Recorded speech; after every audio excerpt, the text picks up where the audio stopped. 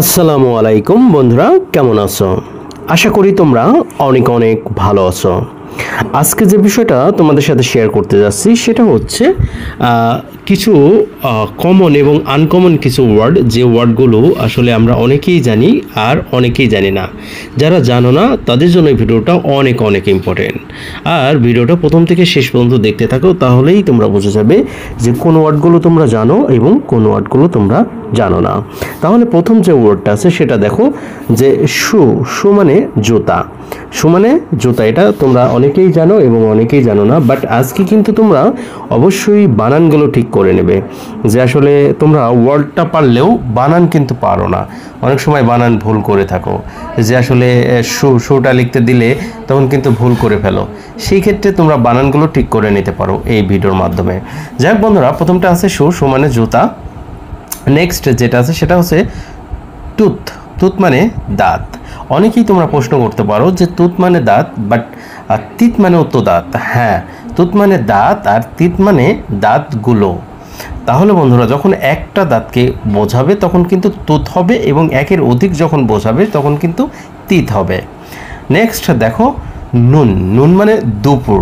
তোমরা তো জানো যে দুপুরের ইংরেজি কিন্তু নুন, তখন কিন্তু আফটারনুন বলবে না, আফটারনুন হচ্ছে বিকেল, বাট নুনটা হচ্ছে দুপুর। নেক্সট দেখো গ্লাস। গ্লাস মানে কাঁচ। এখন গ্লাস মানেও আমরা যে গ্লাসে পানি খাই সেই গ্লাসকে বলা হয়, এবং এই গ্লাস মানেও কাঁচকে বলা হয়। আমরা অনেক কাঁচকে বলি গ্লাসটা ভেঙে গেছে, সেই ক্ষেত্রে কিন্তু আমরা এটা ব্যবহার করে থাকি। এখন আসো লক।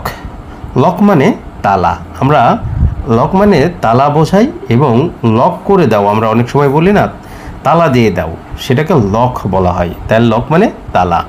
তারপরে দেখো ক্লক। ক্লক মানে ঘড়ি। আমরা জানি যখন কোনো ঘড়ি যেমন ওয়ালে থাকে যেসব ঘড়িগুলো, সেগুলোকে আমরা ক্লক বলি। এছাড়াও কিছু কিছু ঘড়ি আছে যেগুলো হচ্ছে সে দেখা গেল যে আমরা অনেক সময় হাতে পরি যে ঘড়িটা, সেটাকে আমরা ওয়াচ বলি। ওয়াচ মানেও ঘড়ি, আবার ক্লক মানেও ঘড়ি। তারপরে দেখো হেড। হেড মানে মাথা। হানি। হানি মানে মধু। তাহলে এখানে একটা মজার জিনিস, হানি মানেও কিন্তু পানিকে হানি কয়। তোমার আমাদের বাংলাদেশি আঞ্চলিক ভাষা আছে যেটাকে পানিকে হানি কয়, বাট আমরা সেটা বলবো না, আমরা হানি মানে মধু বলবো। তারপরে নেক্সট দেখো প্লেট। প্লেট মানে থালা, যে থালায় আমরা খাই। ডেস্ক। ডেস্ক মানে আমরা যে ডেস্কে অফিসিয়ালে যেসব ডেস্কগুলো আছে কাজ করে, লাইক টেবিলের মতো থাকে, সেগুলোকে বলা হয় ডেস্ক। তারপরে দেখো খ্যাট। খ্যাট মানে বিড়াল। রোড। রোড মানে রাস্তা। হাউস। হাউস মানে ঘর, কিন্তু হোম মানে বাড়ি, বাট হোমটা আমরা হাউস সরাসরি আমাদের বাড়িকে উল্লেখ করে বলছে, কিন্তু হোমটা কিন্তু সরাসরি বাড়িকে উল্লেখ করে বলে না। হাউস মানে ঘর। টাইম। টাইম মানে সময়। তারপরে ট্যাক্সি। ট্যাক্সি মানে ট্যাক্সি। ফিভার। ফিভার মানে জ্বর। ফিভার মানে জ্বর। তারপরে লিভার, যকৃত। তারপরে দেখো কালার। কালার মানে রং। ক্যামেল মানে ওট। ক্যামেল মানে ওট। আওয়া মানে ঘন্টা। গান। গান মানে বন্দুক।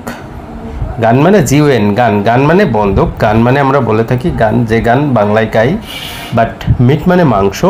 মাংস শুধুমাত্র মিট মানে মাংস। এখন কির মাংস হতে পারে, বিভিন্ন ধরনের মাংস, যেমন বিফ, তারপর মাটন, চিকেন, এইগুলো হচ্ছে আমরা এক একটার মাংস, কিন্তু সবগুলোকে আমরা মাংস বলে ডাকি। সেই মাংসের ইংরেজিটা হচ্ছে মিট। আমরা সকালের ইংরেজি যদি জানি মর্নিং, কিন্তু ভোরের ইংরেজি অনেকে আমরা জানি না, বাট আজকে কিন্তু ভোরের ইংরেজিটা শিখে গেলাম। ডন। ডন। ডন মানে ভোর। তারপরে দেখো নার্ভ মানে স্নায়ু। মার্চ। মার্চ মানে একটা মাসের নাম। বেড। বেড মানে বিছানা। BED, বেড মানে বিছানা। আর ব্যাড মানে খারাপ। ডেট। ডেট মানে তারিখ। আবার আমরা অনেকেই জানি ডেট মানে খেজুর। হোম। হোম মানে বাড়ি। এই যে এখানে হোম এবং হাউসের মধ্যে হাউস বলা হয়েছে একটা ঘরকে, কিন্তু হোম মানে একটা বাড়িকে বলা হয়েছে। গট। গট মানে ছাগল। ফ্রেন্ড মানে বন্ধু।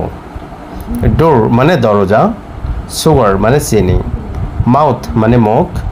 ওয়াচ। এই যে কিছুক্ষণ আগে যেটা বললাম, এটা ওয়াচ মানে ঘড়ি, আর একটা হচ্ছে যেমন ক্লক মানেও ঘড়ি, এটার মধ্যে দুটার মধ্যে পার্থক্য আছে। যে ওয়াচগুলো আমরা হাতে ব্যবহার করি সেগুলোকে ওয়াচ বলে, আবার এই ওয়াচ মানে দেখা, যখন আমরা টেলিভিশন দেখি সেইখানে কিন্তু এই ওয়াচটা ব্যবহার করা হয়। যাই হোক, সোফা, সোফা ইংরেজি সোফাই। ওয়াল, প্রাচীর। জুলাই, জুলাই একটা মাসের নাম। সিস্টার, সিস্টার বোন। এবং স্টেয়ার্স মানে সিঁড়ি, আমরা যেটাকে বলি স্টেয়ার্স মানে সিঁড়ি। এবং ফাইনালি যেটা আছে সেটা হচ্ছে ম্যাজিক, ম্যাজিক মানে জাদু। যাই হোক বন্ধুরা, ভিডিওটা ভালো লাগলে অবশ্যই ভিডিওটা শেয়ার করে দিবেন, কারণ যারা এখন পর্যন্ত এইসব ওয়ার্ডগুলো জানে না, এখন পর্যন্ত বানান ঠিক করতে পারে না, তাদের জন্য ভিডিওটা অনেক উপকার হবে। যাই হোক বন্ধুরা, আজকে এই পর্যন্ত, ভালো থেকো, সুস্থ থেকো, আল্লাহ হাফেজ।